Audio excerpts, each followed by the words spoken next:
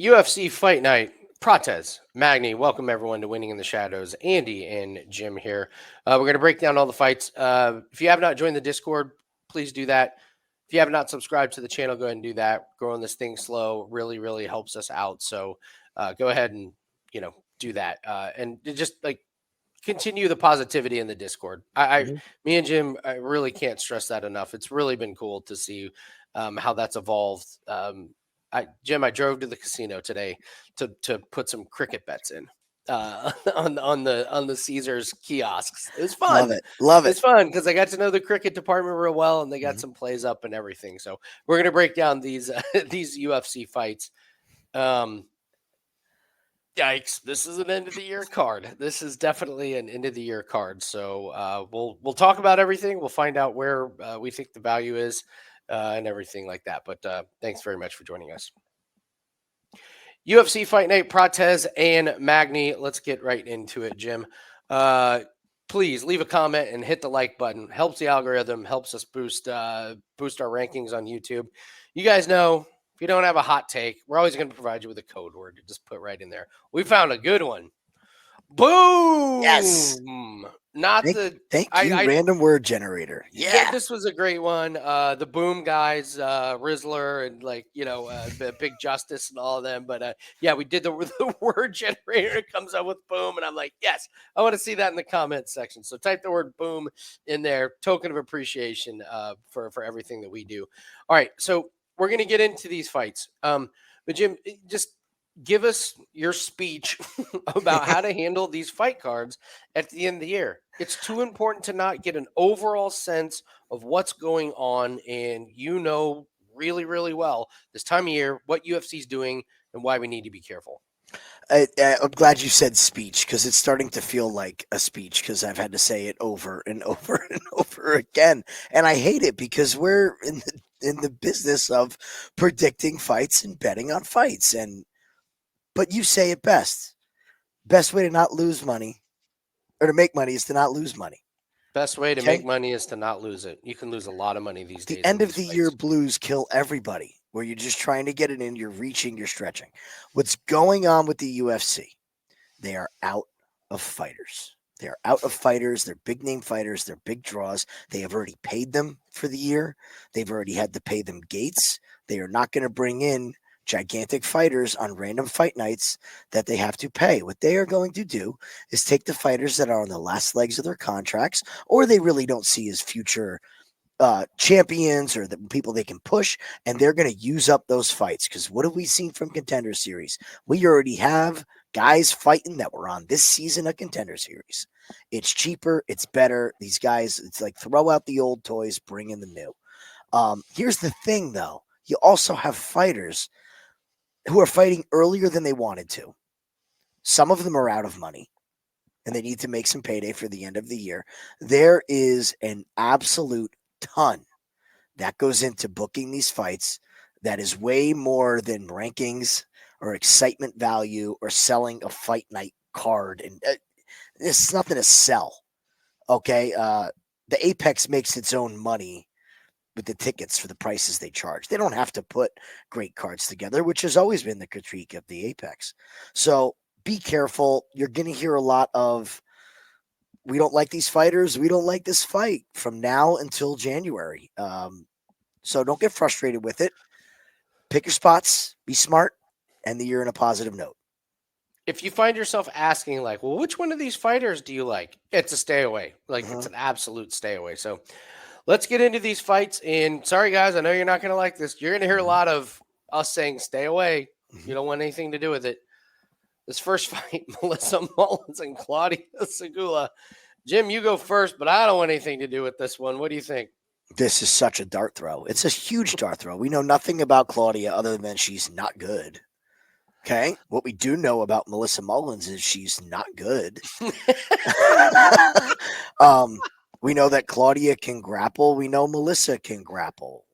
We also know that one of these girls could get finished if it's going to be a grappling contest, because the only reason that fights have been ending recently has been submissions, and both of these girls could get a submission. Claudia's record is so fabricated. It is Yeah. crazy. And it's to the point where I can't overlook it. I do not think that Melissa is a good fighter at all. But these mixed rule exhibition sort of MMA fights, I'm not buying. You're not going to throw somebody into the deep end coming off of that is going to just dominate somebody who's had fights in the UFC. So I actually like Melissa Mullins. Here's the problem. Everybody likes Melissa Mullins. She's minus 265. I will not be betting on Melissa Mullins at minus 265. Where I will be looking is the total. I have not bet it yet, and I probably won't. But I think somebody could get finished in this fight late. So you have to pick your poison. Do you want to take no distance, or do you want to take under 2.5? The under 2.5 is plus 190. I would rather just take the distance and buy the last half round because I don't think Klaudia has seen any resistance coming her way. That if Mullins is legitimately the UFC prospect, Klaudia is going to be in deep, deep shit in round 2 and 3. See, this is interesting because I look at this fight different. I want to live bet it. I want to see if Melissa Mullins' cardio is toast. I like it. Like against Alexieva on the ground, cardio was fine. It was, interesting fight, but against Nora Cornhole, she gets around 2 and she's dusted. She's done. She couldn't even compete. Gets knee to the body and she's out of there. But she was winning. Sygula is going to be able to strike at distance. She's going to be able to piece her up. If Sygula can get Melissa Mullins tired, not get taken down, not really get in the clinch and survive, man, my finger will be all over that live button if I see Mullins start to gas like she did in the last one, because Sygula will absolutely be fresher in rounds 2 and 3 on the feet. Not great striking, but running around the outside, Mullins getting absolutely exhausted, can't land a takedown. Is there anything worse than when you have a wrestler who goes for a lazy takedown and is exhausted and can't get it? She's ripe to be beaten. So I'm looking at this as a live line that I think I can get a good line on Sygula the second that I see Mullins get tired. So, like you said, we're going to say this a lot tonight.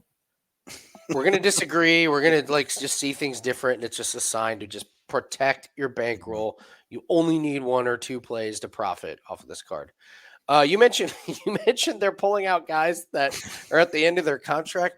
Tresean Gore and Antonio Trocoli. This is Trocoli, who won Contender Series in 2019. This is Tresean Gore. The last time we saw Tresean Gore was 2022 when he was ripping Josh Fremd's neck off. Again, what do you do with this fight? Can we just put air quotes? Like Trocoli, not good. Gore, not good. They're both awful. Don't expect either of these guys to make good decisions. You know what could be kind of fun here, because these fights are going to be so bad, and we're trying to put the best show we can, is let's just do a little breakdown here, okay? You're not going to see good IQ from either guy, all right? You're not going to see high-level striking from either guy. You're not going to see advanced wrestling from either guy. What you are going to see is that both of them are going to look lost when it comes to the technical aspects of MMA. So what can we bet on? We can bet on that Trocoli is probably a better physical specimen than Gore. Okay, that's great. I think Trocoli is only getting this spot, not only, but I think a big influence is the fact that he's buddied up with Mackenzie Dern, and he's getting this shot. Gore's 2-year layoff was very much because of injury, which is a major red flag. It's not just off, it's injury off. And we said this before. I said this with Caio Machado. Is he lost the weight, and here's the problem. He didn't get any better. That whole camp was about getting down in weight, and he looked like the same person he was a weight class up. I think we're going to see the same Tresean Gore. Now, Trocoli, I don't think is good enough to really take advantage of it. I actually like this fight to go the distance. I think this is going to be 2 bad fighters, and I don't think after round 2, either one of them are going to have cardio to finish. So I'm not worried about it late. To me, it's just got to get to the 1.5, and it's going way over. I'm going Tresean Gore. They're just trying to eat up fights from Trocoli. I think they just kind of made him fight Shara, and he looked awful. He was just terrible.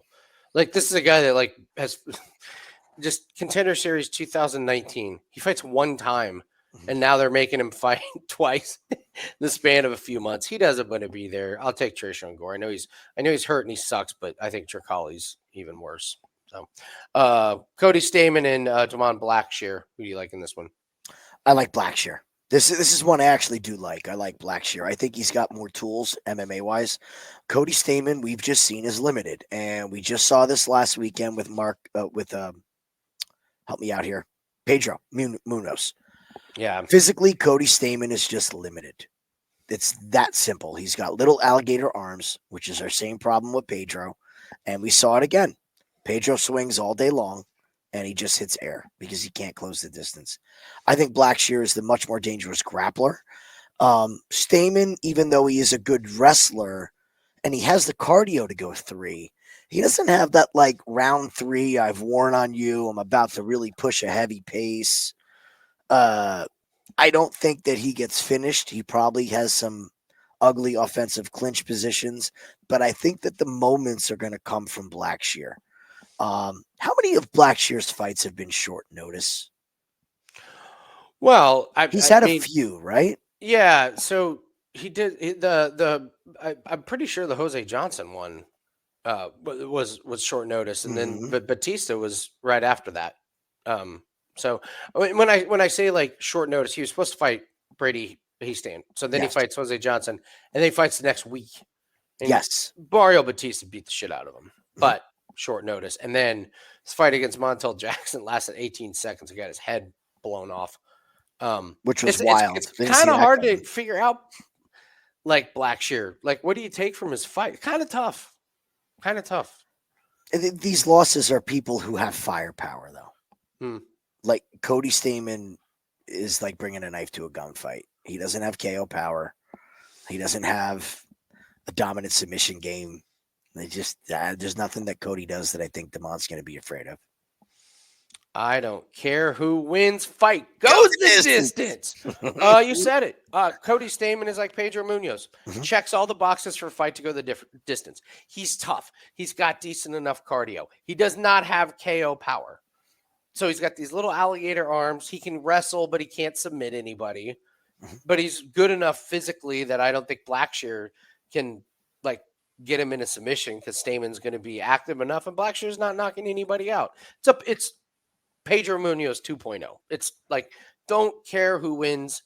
It's a Cody Stamann fight. It's going to go the distance. It's all I want from this fight. So, real quick, guys, over at Wager Talk, couple plays up for this weekend. We do have a 4% UFC best bet that is up, and we do have a 4% college football best bet that is up. So you got 2 4% plays going off on Saturday. We always are honest with you guys. We go over our record: 496 wins, 318 losses, for plus 162.14 units. So all access clients are doing very, very well. It's been a grind like the last month or so where it's just like a few units here, give a few back, like a few units here, a little bit more. And so we're closing in on that plus 175 units. That would just be the dream if we could get to 175 units for the year. When we started the year, we wanted 100 units. Now we're going for 175. Great place to be, Jim. Great place to be. So, and shout out to you and shout out to Corbin because all the plays have been fantastic. I will also tell everybody, you guys have asked. Darts special is up. $49 get you all darts plays. And yes, I've brought up to the art department that it looks like I got shot in the neck with 3 darts. Oh, God, it does. You didn't notice that? That's great. I was like, does anyone think it looks like I get shot with 3 poisonous darts and I'm 10 seconds away from imminent death? Awesome. But it's a hilarious picture. The more important thing is that we're 20-9 in darts plays. We got a big darts tournament this weekend, and the World Championships start in mid-December. That is the bread and butter. It's weeks of darts plays where you're getting the best value. You don't have to watch darts. We'll watch them for you. All you got to do is put the bets in and cash them. Corbin is just absolutely fantastic at this. So for $49, you can get the rest of the year. You will make that back, okay? Oh, my God. Invest your $49. You will make it back the first tournament. I will tell Okay. you, I would tell you, I was talking with Johnny Ralph and Marco about this, Mhm. and they were like, Andy, you got to really like talk to him about darts. Like, you got to explain that this is very different for people. And they were like, make it $99. I was like, okay. Someone was like 49, and I was like, I'll take it. Yep. And I don't think the other two were like wait 49, like we're only making it 49. Take advantage of it, guys. Betting on darts has been a cash cow. It's under the radar. And as you guys know that followed us, under the radar is where we Mhm. make our money. So go ahead and grab that. And yes, you're allowed to leave your comment about the picture of me getting shot in the neck with darts. It's great. All right, Charles. Charles. It's a great picture. It's awesome. Charles Radtke and Matthew Semelsberger. The floor is yours because I like your take. This is one fight I do know your take on, and Yeah. I like it. What is it? Yeah. I like Charlie Radtke here. I'll say it. Amen. Start, okay, I like Charlie Radtke. Here's why I like Charlie Radtke. Can we go to Charlie, please? Of course.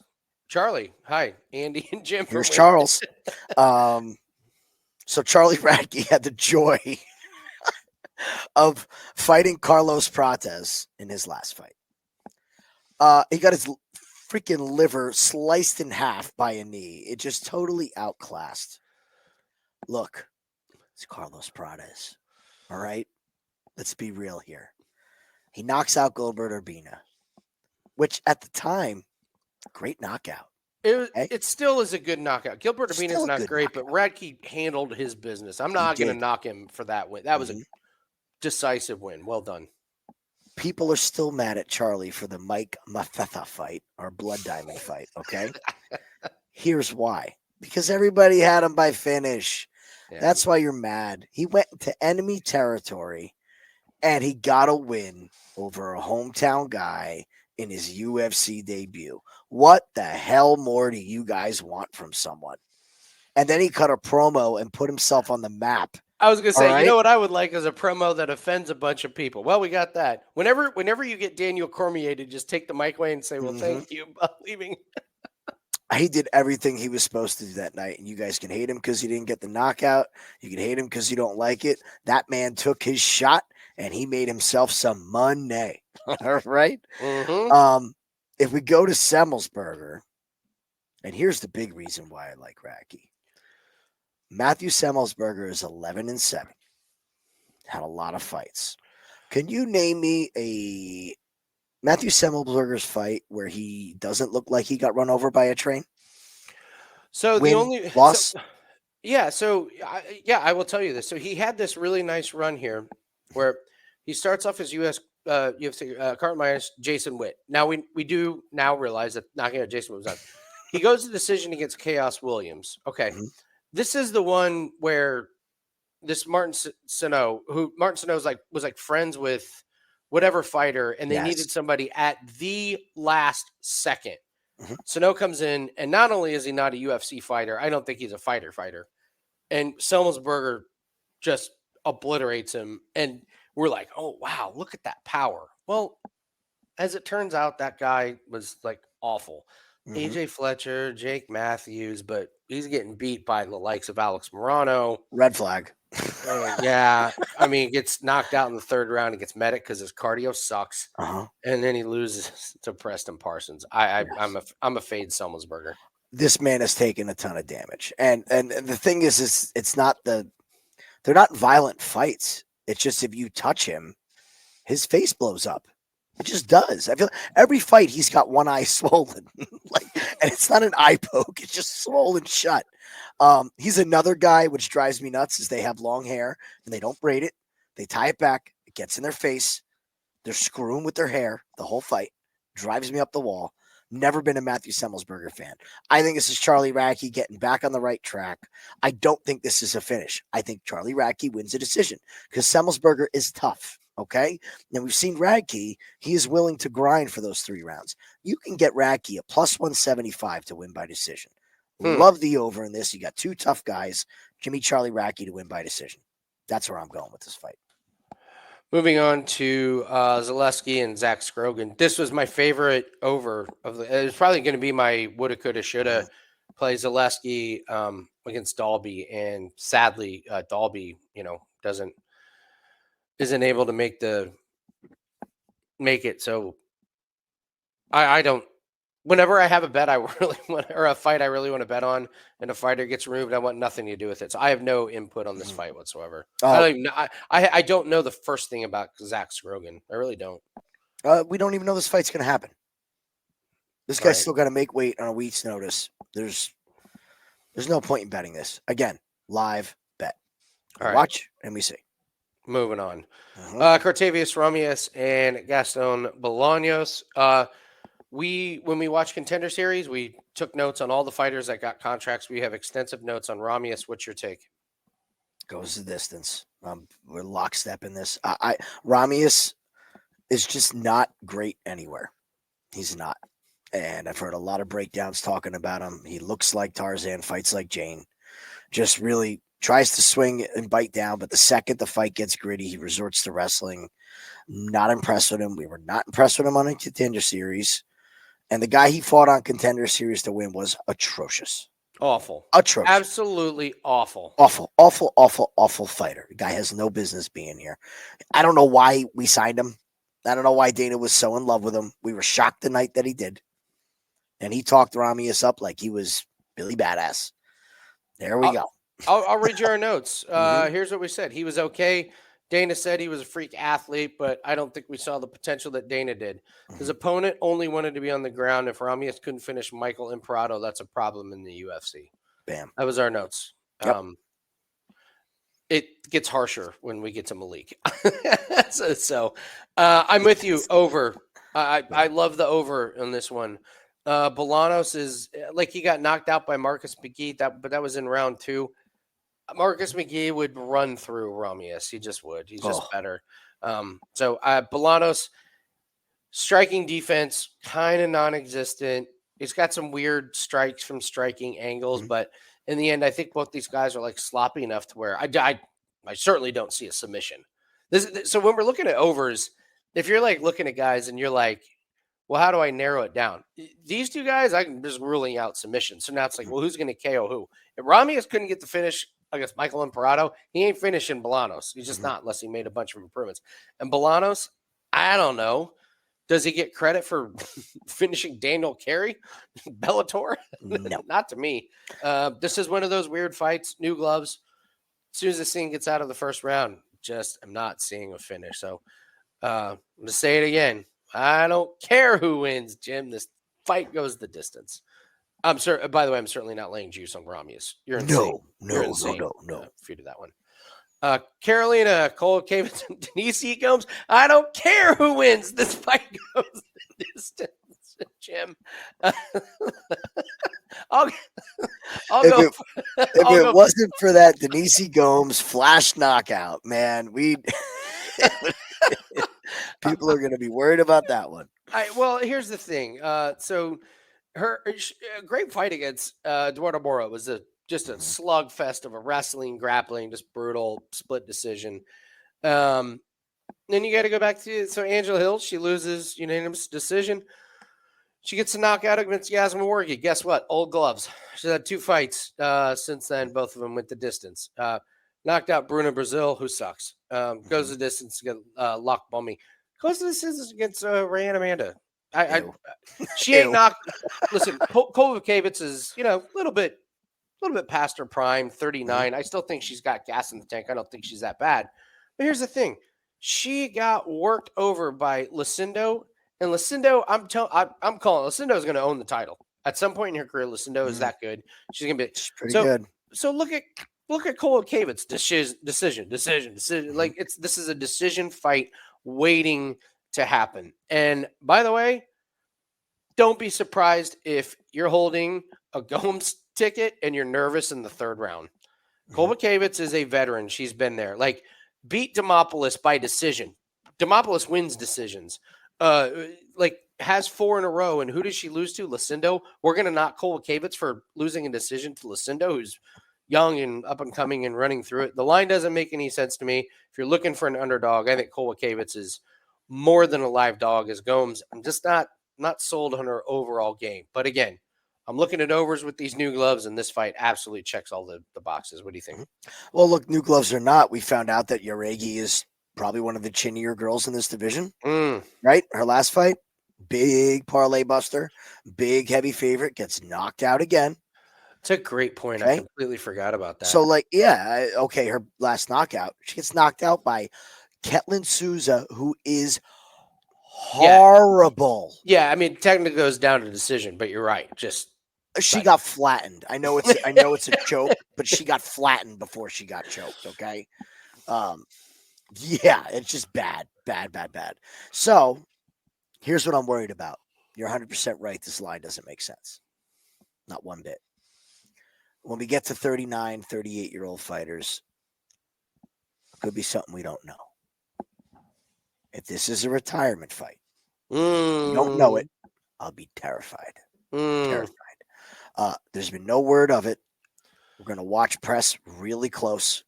If I have any kind of a hint or hear anything about KK wanting to hang it up after this fight, yeah, I got to be out. I got to be just out on this, okay, as far as a winner. But yeah, it's going the distance. yeah, of course it is. I get the plus money on KK. I agree. I think this is another one you watch live, round 2. And if you have any thoughts that it's 1-1, I could certainly see Karolina winning the 3rd round. Yeah. Mansur, Abdul-Malik versus Dusko, Todorovic. Do you want me to just go to our notes from please Malik? do. Yeah, we Please can do on Malik. just jump right there. What's the first word? Fade. Mm-hmm.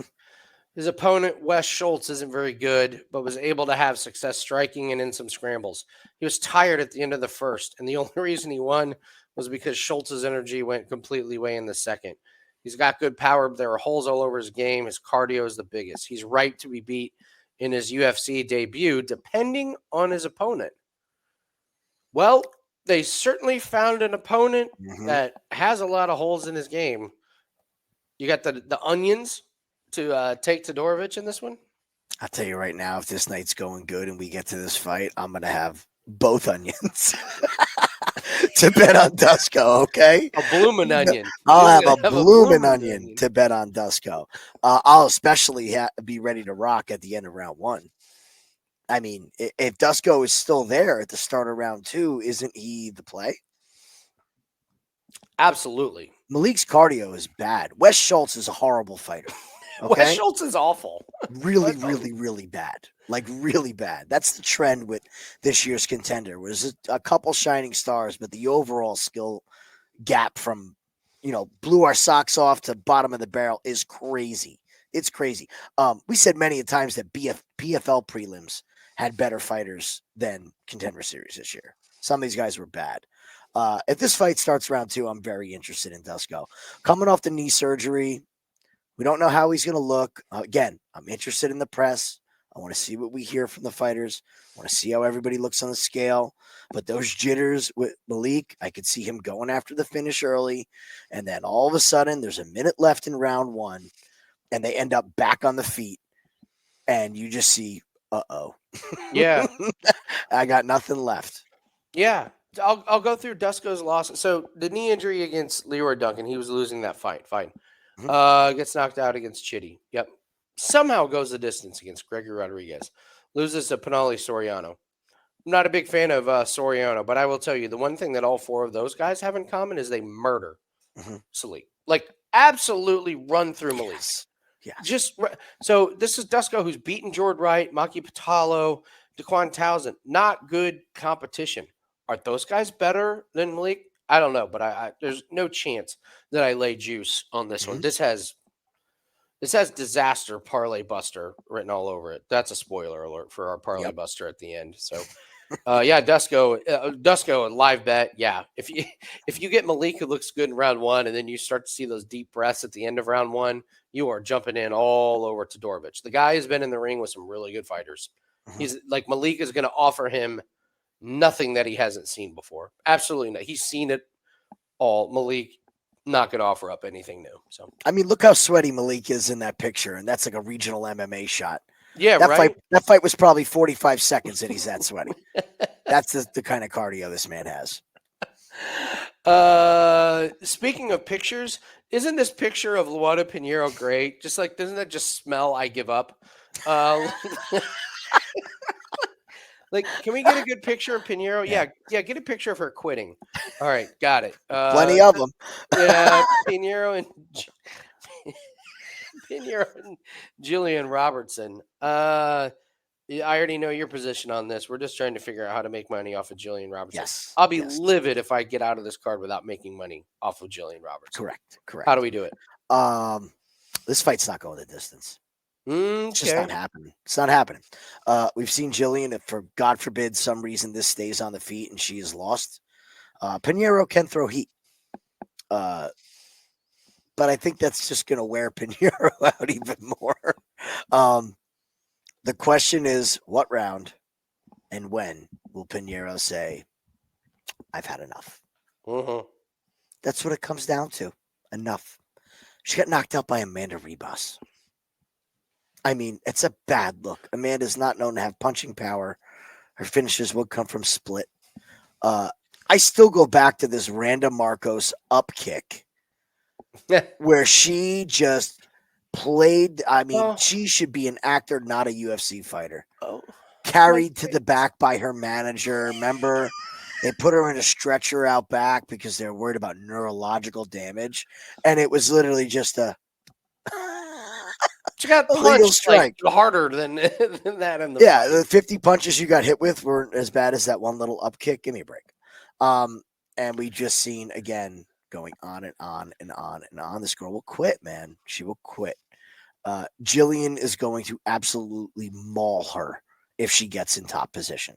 It's a question of when she can do it because her takedowns are still not improving to the level that I would like to see them, and neither is her striking. So to me, it's round 2 and round 3. I think that Pinheiro is going to have enough in round 1. And Pinheiro might even initiate the ground grappling with her judo. She is a judo black belt. She will go for a judo throw, even though it'll be a horrible error to engage in the grappling. But if she ends up on top of Jillian, I could see her getting to the end of round 1. So I think it's going to be round 2 or 3. I don't think the fight goes the distance. Minus 200, last I checked on fight doesn't go the distance. I think Jillian taps this girl out in round 2 or 3. When you get choked out by Angela Hill, that's it. Like, we watched that fight. We had the over because it was the Angela Hill fight. And we were like, you could see the moment Pinheiro quit. She was just like, I'm out of here. It's just so funny, like 14-8 and 11-3. But her last 2 losses, man, that's a person that I watched that didn't want to be in there. So it's Jillian Robertson, maybe in like just inside the distance, or a fabulous parlay piece. Size advantage for Robinson. Well, we don't say that much. Yeah. Motivation advantage all over the place. Gerald Mearshart and Rainier de Ritter. Interesting spot here with Ritter coming over. This guy's had a odd 17-2 career. Like, it's just like fighting this guy, Malikan, who's 50 pounds heavier than him. And just like, I don't know what to make of him. I will tell you this. I'm not fading Gerald Mearshart yet. I can't. I just can't do it. Nope. Does everyone realize he's won 2 in a row? I don't think they do. I don't think, like, if you would say, hey, what fighter on this card would stun you as 2-0, like, it would be Gerald Mearshart. He did what he had to do against Brian Barberena, which is finished 2 in a row. And then Edmund Shabazian, weather the storm, finish the guy on the ground. I don't know what makes I don't know what makes this guy a huge favorite over Mearshart, who is just a thorn in everyone's side, including bettors, which is probably why I stay away from it. I can't make the case to lay the juice on the. Or they're like, oh, like, well, it's striking, and it's like Mearshart's been in there, done that with the strikers. Like all he needs is one chance where he slips his neck out. I don't know, man. You're not laying the juice on this one. I already know that. Hell no. If we go to Mearshart for a second, let's look and see who has finished Gerald Mearshart. Okay. Joe Pyfer. Finishes a lot of guys. Right? He beats Bruno Silva. Finishes him. Krzysztof Jocko can't finish him. He finishes Dustin Stolfitz. Yeah. He gets knocked out by Chimaev. Big whoop. But he finishes Muradov and Fabinski. And yep. And you can keep going down here, man. He beats Deron Wynn. finishes him. Ian Heinisch, guy has power, gets caught. Shit happens, right? Eric Anders can't finish him. Kevin Holland goes through a split. Yeah. Let's think about this for a second here. And let me ask you, would you think UFC wants the one championship double champ to come in and win at 30 years old? What does Dana say on Contender? I'm not looking for 30-year-olds. Yeah. I don't think they're looking for this guy. This guy had no one left to fight over there. He couldn't get fights. He even said it in his presser. Couldn't get fights. That's why he was a 2-division champ, because he couldn't get fights in his weight class. He's had fights where guys have just straight up quit and given up. I love GM3 in this spot. He's going to take the veteran approach. He's going to engage in the grappling. And there's a difference between high-level MMA grappling and being a jiu-jitsu ace. There's nothing that Renner can do that GM3 has not seen before or taught or performed himself. Yeah. So I like GM3 in this spot here. I think he's going to make mincemeat of this kid on the ground and show him that there's levels to this grappling. He's just got to worry about getting clipped with something on the feet. But I don't think that's what's coming from Renner. Great live bet. If it gets round 2, you probably could look at a Mirror Shark. But yeah, I'm with you. Mirror Shark's the only play. Ricky Tercios and Bernardo Sopai. What's your take? I'm done with Ricky Tercios. Oh, wow. Done. I'm done. Said it the last fight. His press conference, the guy seems out there. He's just white bread. He's boring. There's nothing that he does great. Everybody talks about his cardio, and that's great. But when you're in crap positions for 3 rounds, I really don't care how your cardio is. He can't stop a takedown. He just can't. This always ends up on his back. And we've seen him time and time again, when he's on his back, go for these submissions that haven't worked since 2010. Like, stop turning for an armbar. Stop going for the triangle. It's not gonna happen. All right? Everybody's worried about the Sopaj knockout from Oliveira. Kid's taking a good amount of time off. Okay? We're coming up on a while here. I think he is going to work Tercios. I'll let you talk about the total, because maybe you have an opinion on it. I like Sopaj. I think he wins this by decision, and Turkio does enough to be not submitted or knocked out, but this could look like one-way traffic. I think we're going to see Sopaj somewhere in the range of -800 in round 2. All right, this is going to be great. I'm going to blow your you-know-what off. Let's go head-to-head. Give me Tercios. Oh, this is cool.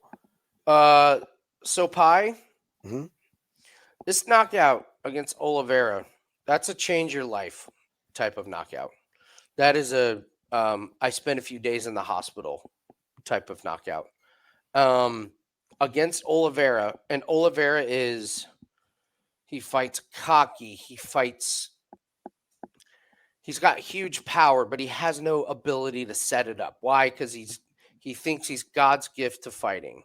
So he throws very little volume in the first round. It gets better in the second round, and then it goes through the roof in the third round. Why? Because Sopai gets tired. I'm not worried about Tercios' cardio. What I'm worried about is Sopai not getting the best takedowns, Tercios getting up, and Sopai gets tired. I think Tercios wears him down. This is such a wonky co-main event. Doesn't this scream? God, this is the co-main event. Jim, what are we doing? Co-main. Ricky Tercios is in the co-main. This card stinks. It sets up for something absolutely bonkers. I'm going Tercios as an underdog. What has Sopai done to warrant this kind of a favorite in the UFC? Getting his head mashed in and spending 2 days in the hospital? No way. I think Sopai's cardio and durability is in question. And when you get knocked out that bad, to me, you're just ripe to get beat. So this will be a shot bet on the live show right here. Oh, I can't wait. Join us on the live show. We're going to get to the main event here. Can we talk about the value of betting on the live show? Can we just tell people that we please do. Okay, so please do. So I know we're gonna toot our own horns. We'll talk about when it's important to get to, and when you miss it, what happens. Okay, so we do the live show. It's on the Winning in the Shadows YouTube channel. It's called Takedown Live. Every live show we're there. Jim and I pride ourselves on great live betting for UFC. I can't live bet many other sports. I'm horrific at it. You put me in front of UFC live betting, we're good. Full disclosure, we had a 5% play on last card, and we lost money on that. Mhm. If you were with us on the live show, you came out profitable. Mhm. There were live spots all over the place. We got Jamie Lynn Horth at plus money in Yep. the very first fight of the night.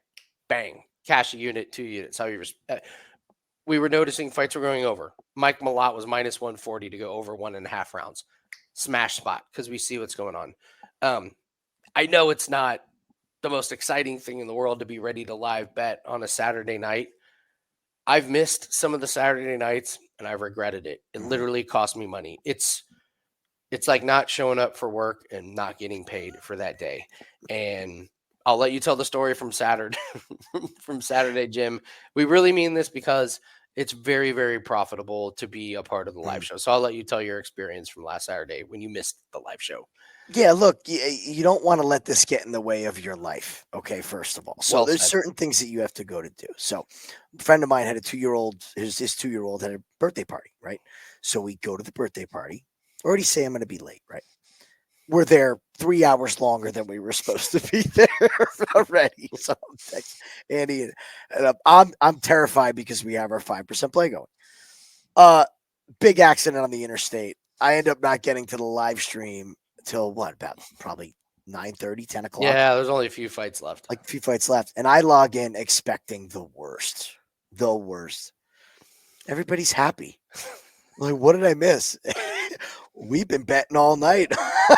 We're up. So, yes, live your life. Don't be stuck in front of a computer. Make your time. But if you treat your bankroll like an investment, these are opportunities that you cannot pass up on. Okay? We sit down and we watch 12 hours of NFL on Sundays. Right? Yep. You can spare 4 hours to watch UFC. And if you make 2 or 3 live bets and you hit them, it was worth your time. I will tell you there's going to be some great live bets on this card. With This as is a good wonky one as for it. as wonky as these fights are, these are the live bets you want. You want somebody like Mansur Abdul-Malik to have an incredible round one, except he gets tired at the end and he doesn't finish Todorovic. Like, that's your live bet opportunity. Plus 700 on Dusko. Yeah, those kind of lines. Yep. Yeah, absolutely. You want Semelsberger to have a good round one, except we all know he's gassing in the second and third. You want, like, they're all over the place. So please join us on that. Let's talk about the main event here. Neil Magney and Carlos Prates. Our boy Carlos Prates. We were on Carlos Prates before everybody else was. We loved him on Contender Series. We deemed him the BMF of that season, and he is not disappointing. He's minus 800. I guess let's just tack it from another way. Make the case for Neil Magney. What's Neil Magney's path to victory? We know what Prates' path to victory is. Nuke Magney. What's Magney's path? Oh, simple. Get to round 3. There's nothing else to say. Get to round 3. We have no idea about Carlos here. Okay. When this fight was first announced, we were all over Carlos. And we went to bed, woke up, and that line moved. What was, I think it was -2 something. Next day it was -7. Yeah, now it's past minus 800. It's crazy. It's stupid. We love Carlos Prates. You're not going to find 2 people that like Carlos Prates more than myself and Andy. I am not laying this money line. And here's the other thing. I am not betting on Carlos Prates by KO, TKO. Because that just screams everybody trying to get off the money line and play a prop. And it's going to burn you. I don't want to be on that side. If Neil Magney gets it to the third, Carlos Prates' cardio could go to shit. We haven't seen him held down on his back for extended periods of time. And the fact is he hasn't fought anybody that's been able to. He got Radtke out of there early enough to where it wasn't an issue. And if that fight got extended, we were going to have real questions, because if Radtke got a takedown and could stay on top of Prates, it's going to be trouble. Does Carlos win this fight? Yes, I think so. But Neil, most certainly at this number, has a ton of value as far as his win probability after round 3. What if he gets on top of Prates in round 4? He is in trouble. Trouble. So I'm not betting this, but this is again, live bet if it goes long enough. If he nukes him, we miss out. Big deal. Yeah. Maybe go to Contender Series where he just looks amazing, plays with his food, just crushes Ramirez. He looked terrible in the first round against Trevin Giles, and it was very obvious nerves. And then once he just touched Giles with his death touch, it was over. So I Charles Radtke gets in the clinch, bang. Jingling, yeah, like Li Jinglang, kind of a little bit older. But you're right. This is 5 rounds.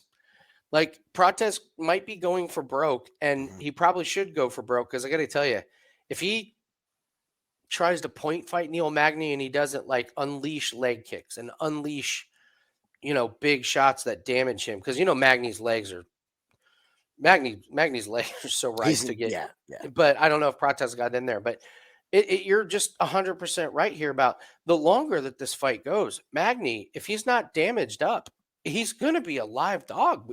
Prates smokes a pack a day. I know he does. You're not wrong. I know that, like, well, you won't notice until later in life, but I don't know. That's the path to victory. Like, I will not pre-bet Prates, but you better believe that I will have the live lines open. If Prates doesn't get him out of there in the first 2 rounds, yeah, we could be looking at something like that. So no, I think Neil's going to have to finish him.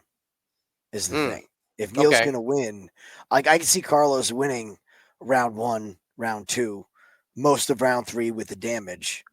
Neil might be, down 3-0 going into 4-5. So at that point, if Carlos gasses and Neil wins the second half of round 3, I think Neil's going to have to go for the finish. And if he gets them out, I don't think Prates is getting up. It's that simple. All right, let's do the Parlay Buster. What's a big favorite that you think is going to be a disaster? Let's see our options. Spread down here a little bit. Mearshart, Renner. I'm not going to take the Malik.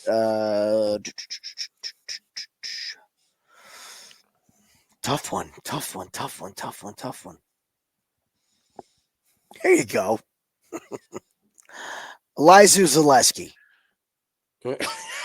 Here's why. I didn't expect this one. Wow. Here's why. Because I think everything else is pretty cut and dry. People know where we stand on all of this. This fight was just announced 3 days before the fight. We don't know a damn thing about Zach Scroggin. Okay? Not a damn thing. We know Elizeu Zaleski is old, and this is an opponent change. All right? Yeah. And look, Zach Scroggin's from the Midwest. We've seen these fighters. They will come out and they will go for it. They will go. If he's from the Midwest, he has to have some kind of a wrestling background, you would think. So this just screams like, oh, let's fade the 7-0 short notice replacement. And then halfway through the fight, we realize that Zaleski's ancient and he's getting wrestled. We find out this kid had a fight booked for like 4-month training camp and he's ready to rock, So I'll take. I'm not betting this fight at all, and the reason is, so I'll take Zaleski. Oh, that's amazing. That's a good one. All right, let's see. I'm going to Gerald Mearshart. He can rip a submission out of anywhere. So give me Mearshart over Ritter. All right, woulda, coulda, shoulda. This is the segment where what are we going to regret not laying the house on? And we never recommend laying the house on. What are we going to just like walk away and be like, oh my God, can you believe we let that one get away? So, well, what do you think is the obvious? The obvious one is going to be Jillian Robinson, and we're going to find a way to make money on Jillian Robinson. That we are. But the specific method of victory is Jillian Robinson by submission at plus money. Like, you're going to give me plus money again on Jillian Robinson by submission. Okay. Like, we'll put her in a parlay with something and go, why didn't we just take her by finish? When Pinheiro is just like, you know what? That was 7 minutes. I've had enough. Okay. I got a dinner date. I got to go. Let's set this right. And if you see her boyfriend walk out to the cage with her, fire away on Robinson. Okay. Woulda, coulda, shoulda. I'm gonna go. This could be a parlay buster as well. I'm going with Dusko Todorovic. Cool. I think like we could walk away and be like, do you believe that we could have bet at plus money a UFC veteran against against a terrible like contender series guy that like the only reason he won was because his opponent gassed worse than him. He's So up to 370. It's insanity. It's insanity. It's insane. It's crazy. Maybe Malik completely washes Todorovic in the first round and I look like a fool. But if Malik is exhausted at the end of the first round, this fight's still going on. I just like Todorovic's takedown defense is terrible. His chin, his durability is bad, but is Malik really that guy? I don't know. I can't get there. So, all right, guys, that is going to do it for us. Thanks so much for joining us. Don't forget to hit the like button and use the code word, which is boom. Type the word boom in the comment section. Love hearing your guys' hot takes and what you guys think about this fight. So thanks very much. Good luck on your place, and we'll see everyone later. See you Saturday.